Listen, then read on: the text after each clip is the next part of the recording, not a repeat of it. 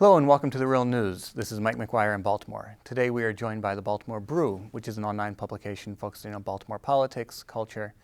Joining us today is Fern Shen, who is an editor with the editor of the Baltimore Brew. She started her reporting with the Baltimore Evening Sun in the 1980s, then worked for the Washington Post for 17 years, where she was an award-winning writer covering Maryland politics. Fern founded the Brew in 2007.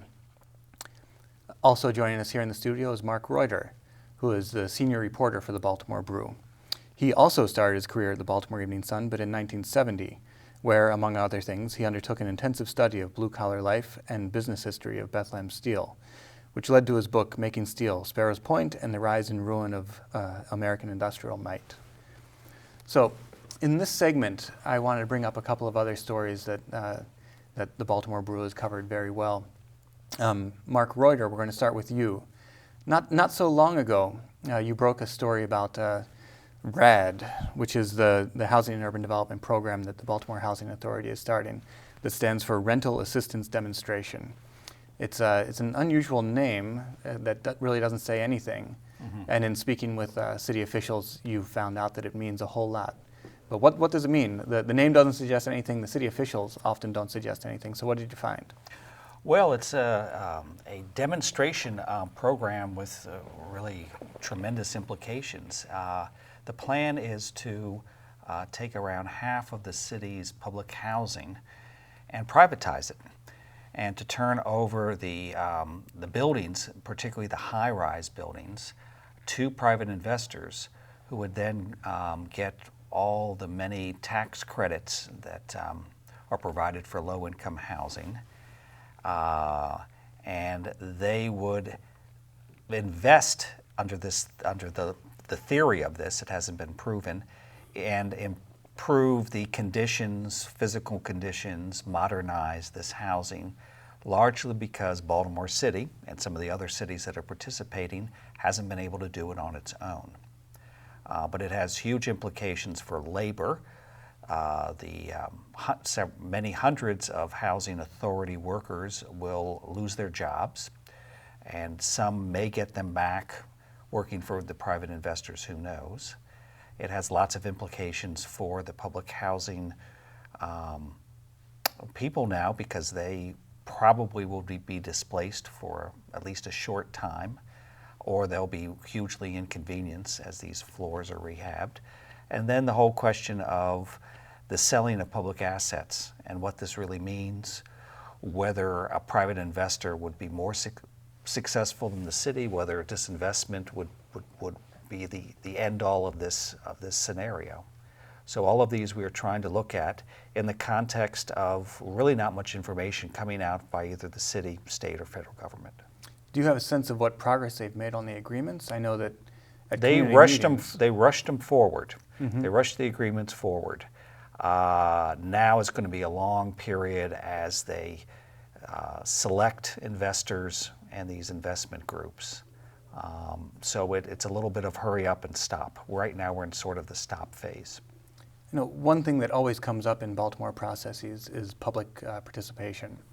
And the Housing Authority has noted that they have enjoyed public participation in this, and a lot of residents say that they have not. Have you covered any of this? Have you been to any of the tenant meetings with Fern should answer. First, I mean, the whole thing seemed like a sort of a fait accompli, if not quite that, pretty close to it when the public at large heard about it. I mean, the city and the Housing Authority really, I guess, were not ready to, reveal the full plan, and we happened to hear about it early. So just Mm-hmm. from the beginning, the degree to which this had gone along through the pipeline, quietly without public input was striking to me. And this was indeed striking. After you did your reporting, there was a dramatic incident when you were on the Steiner show, and Commissioner Graziano called in with some anger in his voice, saying that he wasn't ready to talk about it. Right, after we had reported it. And Graziano then did begin talking about it and did provide the public and media with more information. And so we think that we served our role there. But yes, there was a lot of problems with the Brew obtaining that information. And there's still some issues there. And what's going on?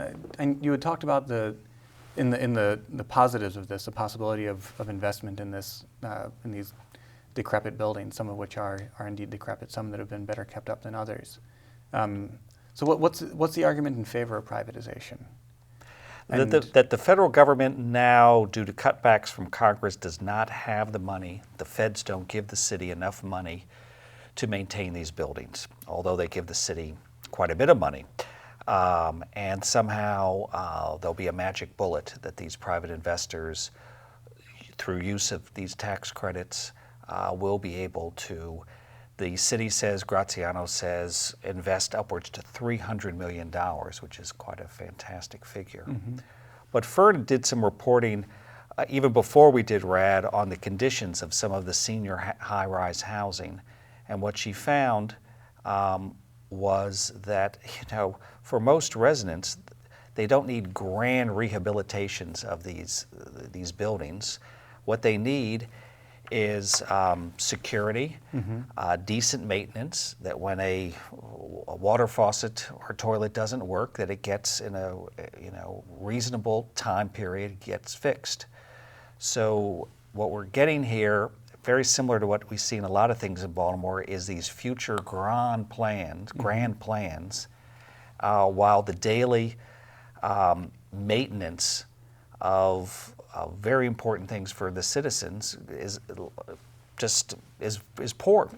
Yeah, is ignored. Yeah. And so he's talking about Bell Park Towers, which I'll quickly tell you is a senior public housing complex in up near Pimlico. And yeah, there were seniors outside protesting with their signs in the heat because of the security there was terrible. There were drug dealers, terrorizing them, writing graffiti, threatening graffiti in the elevators, mugging people in the hallways of this place. And this is specifically senior housing at Bell Park Towers? Yeah.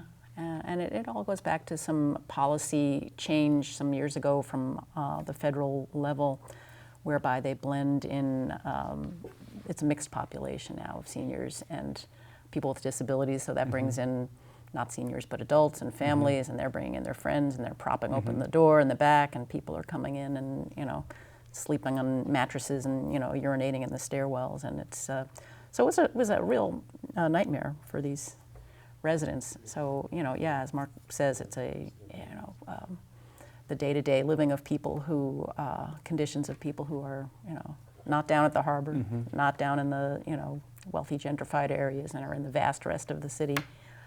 Really gets ignored, so we're happy to be able to cover that. I wanted to follow up on a couple of things that you were saying, Mark. One was the argument of the government shedding these public assets. Mm-hmm. So in that light, Baltimore, it's not just in housing that Baltimore has been shedding public assets. There was a big issue a couple of years ago around the privatization of recreational centers. And you'll hear officials making what would be a very conservative argument coming from any kind of media pundit about how the government must shed these assets because we've been unable to administer them. Right. So, and that's to some degree what's happening here with the Public Housing Administration or Public Housing Authority, right? Right. It's happened there. It's happened with rec centers. It's happened with recreation and parks more in general. It's happening with the public schools. Yeah, there is a tendency and a trend of the city government privatizing things and sort of withdrawing critical public services. They're talking about privatizing or turning the garbage collection into an enterprise unit. Mm-hmm. At the same time, and we've been at the forefront of, and people are very concerned about, the same government gives tax incentives to downtown, Inner mm-hmm. Harbor, and Harbor Place developers. So they're spending a huge amount of time sort of trying to pick winners in the development field without ever good questioning, we've tried to do it, of whether this is even a role that they should be engaged in. While I think we hear all the time that citizens not in the fancified areas feel that the public services, trash collection, mm-hmm. etc., is going downhill. And this seems to be critical to this whole question of, can Baltimore kind of turn the curve around and start attracting people? And can it keep the people who are now here, many of whom really feel that for the property taxes we pay, we get lousy services? So in terms of RAD and housing policy in Baltimore, you have the probability of privatization down the road, though in spite of your very good journalism, real lack of details on exactly what kind of shape that's going to take. Right. Next 6 to months or so, we'll be looking to see how it goes forward. It's also extremely ambitious, which is a bit worrisome. They didn't, even though they call this a demonstration project, they're privatizing around 20 to 25 units involving thousands of residents. Right. And it would seem to be wise to, do a pilot and to see how it actually works in real life and deal with some of the problems on a micro level before turning all this over. But again, which may be the case, with Baltimore being the biggest test case for the housing. But again, it involves politics, because many of the developers who are getting this, we have found and we've reported on, are very generous campaign contributors to the powers that be. So I want to switch over quickly now to talking about one of the Brew's favorite subjects, which is the Liquor Board. The Liquor Board has recently changed command, going from Commissioner Fogelman to Commissioner Park, if I'm Tom Ward. Tom Ward, I'm sorry. Yeah. So you've done extensive coverage of the Liquor Board, and some of it's actually very entertaining, where you have instances such as the Brooklyn House in Federal Hill, where they were looking to put a bar perhaps a little bit too close to a church, but you couldn't tell because the Liquor Board measured it 4 times and came up with 4 different measurements. Yeah. So People, what's going on with the Liquor Board? Well, the Liquor Board, we sort of fell into this area to cover and discovered it was a treasure trove, because it really brings together all the kind of quality of life problems people have in the city. There was a very harsh audit by the state legislators, legislative reference office of the Liquor Board, kind of a repeat of one they'd done years ago, and the problems hadn't been solved, of poorly managed inspectors who were supposed to be one place and were another, inspectors who were supposed to accomplish their tasks and were, only doing a fraction of what they were being paid for, and rules not being followed. So it's been kind of the Bible for reformers trying to correct this problem of these nuisance bars that are just a headache for people. So the Community Law Center, as it happens, got into the idea of basically following the Liquor Board to see, are they adhering to all the advice, that kind of a roadmap for how to correct problems that the audit laid out. So they have been covering that, and we've been sort of covering it along with them, and finding that, you talk about what's sort of both useful and entertaining, zombie licenses.